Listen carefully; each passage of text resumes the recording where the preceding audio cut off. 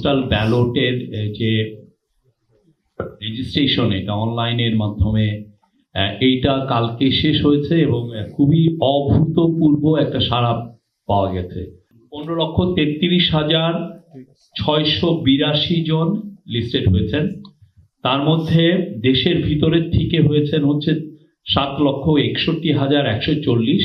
এরা মূলত হচ্ছে যারা ভোটের ডিউটি করবেন এবং যারা তার স্ব স্থানে ভোট দিতে পারবেন না, তারা পোস্টাল ব্যালটের জন্য তারা নিবন্ধিত হয়েছে। আর বাকিটা যারা, যেটা আমাদের ডায়াসপোরা ভাই বোন, এদের সংখ্যা 7,72,542 জন। এটা এই প্রথমবারের আমরা করছি, প্রথমবার এটা করার পরে এটা একটা অভূতপূর্ব সাড়া। চিফ অ্যাডভাইজার বলেছেন এটা একটা ঐতিহাসিক ঘটনা। এই জন্য যে অন্যান্য দেশে এই ইলেকশন কমিশন আমাদেরকে জানিয়েছে যে ডায়াসপোরা ভোটারের ক্ষেত্রে ইনক্লুশন, গ্লোবাল ইনক্লুশন রেটটা হচ্ছে 2.7%, যে সমস্ত জায়গায় অনেক বছর ধরে হচ্ছে। আর আমাদের এখানে ফার্স্ট ইয়ারেই সেটার 5%-এর উপরে হয়েছে।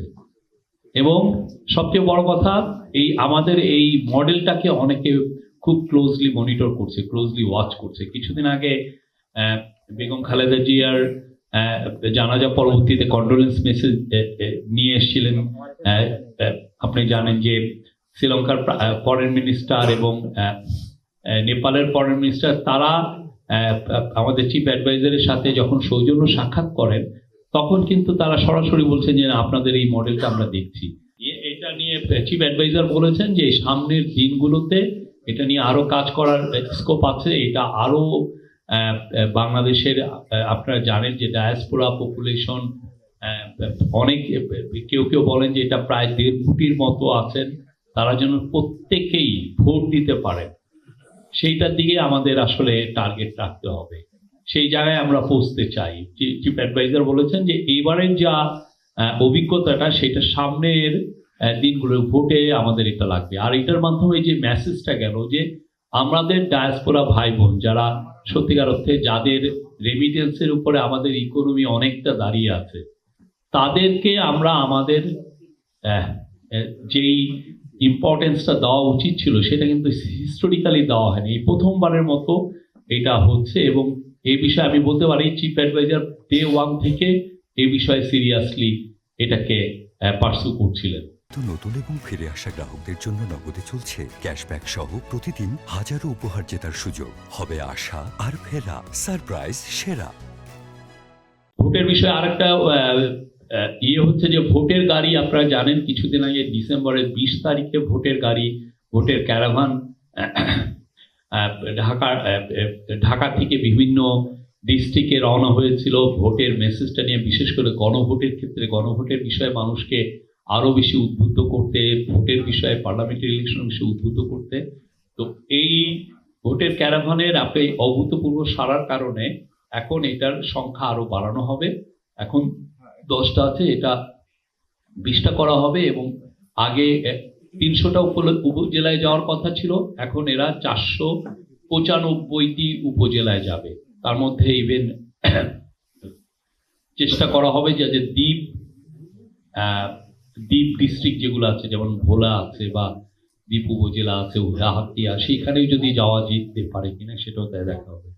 আজকে হোম মিনিস্ট্রির তরফ থেকে আমাদেরকে বলা হয়েছে যে ইলেকশন কমিশনের জন্য যে প্রস্তুতি, সেটা খুব পূর্ণদমে চলছে। 75% সিকিউরিটি ফোর্সের মেম্বার, যারা পুলিশ, আনসার, কোস্টগার্ড, বিজিবি, তাদের ট্রেনিং অলরেডি কমপ্লিটেড হয়ে গেছে। বাকিটাও খুব দ্রুত কমপ্লিট হবে। আমরা আশা করছি ভোটের জন্য সবাই প্রিপেয়ার থাকবেন। একই সাথে সিসিটিভি এবং বডি অন ক্যামেরা, সেটাও বিষয়েও ট্রেনিংগুলো চলছে। এগুলো খুব আশা করা হচ্ছে যে 31 জানুয়ারির মধ্যে এটা শেষ হবে।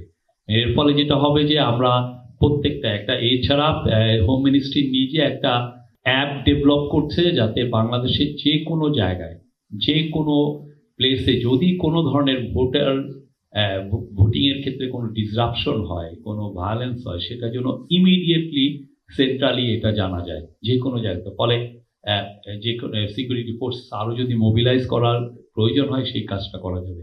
আর প্রত্যেকটা উপজেলা এক একটা করে মনিটরিং কন্ট্রোল রুম থাকবে, ডিস্ট্রিক্ট লেভেলেও থাকবে, ডিভিশনাল লেভেলেও থাকবে এবং সেন্ট্রালি ঢাকায় তো থাকবেই।